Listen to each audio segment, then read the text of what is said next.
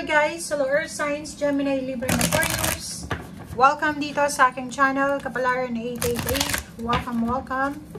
Alamin natin kung anong messages, vibration, gabay, energy. Air Signs, Gemini, Libra, and Aquarius.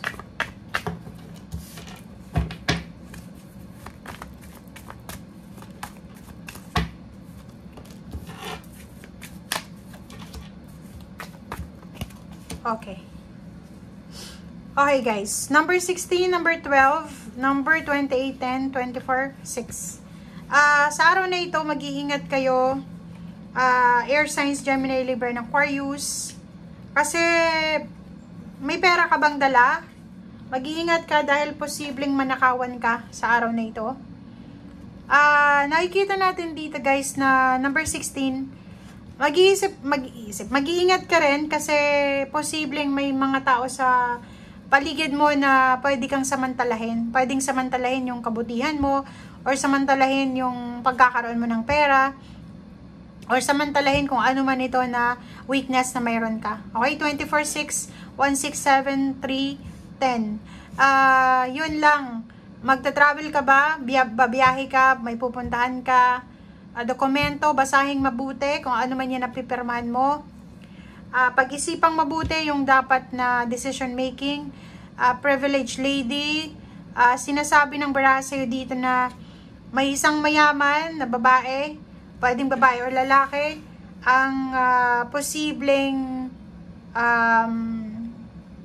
iniisip ka or iniisip mo, parang may iniisip kang isang tao na pwedeng lapitan, mayaman siya or financially stable siya, pwedeng gusto mo siyang lapitan, iniisip mo na pwede kang makakuha ng tulong sa kanya or pwedeng nag-i-expect sa'yo ang taong ito ng balita or kung ano pa man. So parang ang gulo, di ba? So pwedeng ang babaeng to mayaman siya or mataas yung posisyon niya sa society, sa trabaho or kung saan pa man or sa pamilya nyo, nag-i-expect siya sa'yo ng balita. So yun yung nakikita natin.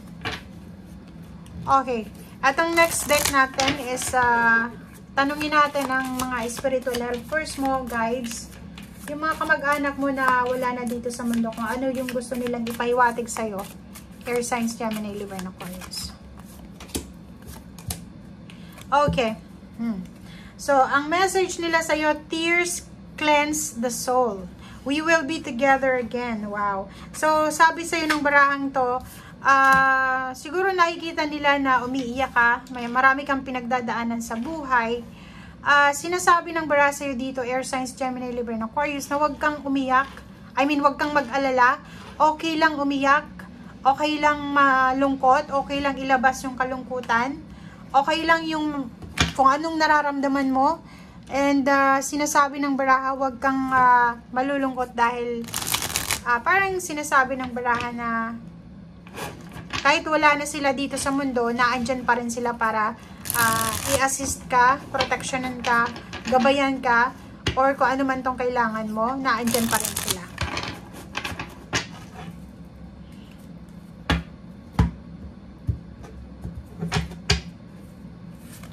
Okay, Five of Swords. Oh, nakikita ko sa'yo dito parang nawawalan ka ng pag-asa. Five of Swords. May gusto kang isuko. Air Signs, Gemini, Libra, and Aquarius. Ano ba to? Paki-comment nga sa comment section. May gusto kang isuko, parang nawawalan ka ng pag-asa, but yun, sa judgment to eh. Diba? Parang feeling mo, yun, nawawalan ka ng pag-asa sa decision making. May decision ka na parang gusto mong i-abandon na ang sitwasyon. Parang yung wala kang amor, wala kang interest, wala kang energy. So, nakikita ko sir dito na parang ayaw mong lumabas sa comfort zone mo. Parang ayaw mong hanapin yung sarili mo sa ibang lugar. Parang gusto mong mag-stay sa isang situation. Parang ganun. But nandito yung Empress. Starting today guys, simula ngayon, take care of yourself. Take care of your body, your mind, your spirit. Lalo na kung nanay ka, magulang. Kasi ang daming babae dito eh. Maternal energy. Feminine energy. Sinasabi ng baraha na alagaan nyo ang sarili nyo, physical body, mental, emosyonal. Nakikita natin dito yung Empress. Ang dami-dami mong bagong ideas. Parang sinasabi dito yung creation, di ba? May mga good news ng pagbubuntis, mga anak, may good news dito ng new beginnings. May good news dito ng mga bagong ideas kung paano kumita ng pera, kung paano makakaipon ng pera, or ganito, ganyan.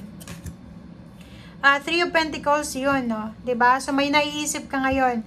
Parang sa araw na ito, may maiisip ka, may maiisip ka na pwedeng simulan, or paano ka makakapagsimula ng business, or paano ka makakapagsimula ng plano mo. Okay?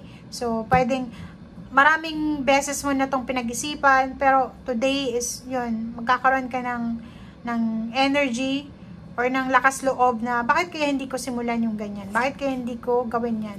So, may choice, may option ka. Ang dami mong options, ang dami mong choices na kailangan pagdesisyonan. So, meron ditong trabaho na posibleng i-offer sa'yo, or meron ditong posibleng source ng income, source ng financial, na pwedeng magbukas sa'yo. Okay? Four of Pentacles. So, kung ano man ito na parang chance or pagkakataon na ibibigay sa iyo ng universe, marami kasing pinto dito ng pag-asa para sa pera. Maraming pinto na pwedeng magbukas sa iyo kung paano ka kikita ng pera, makakaipon ng pera, sino-sino yung mga taong makakatulong sa iyo.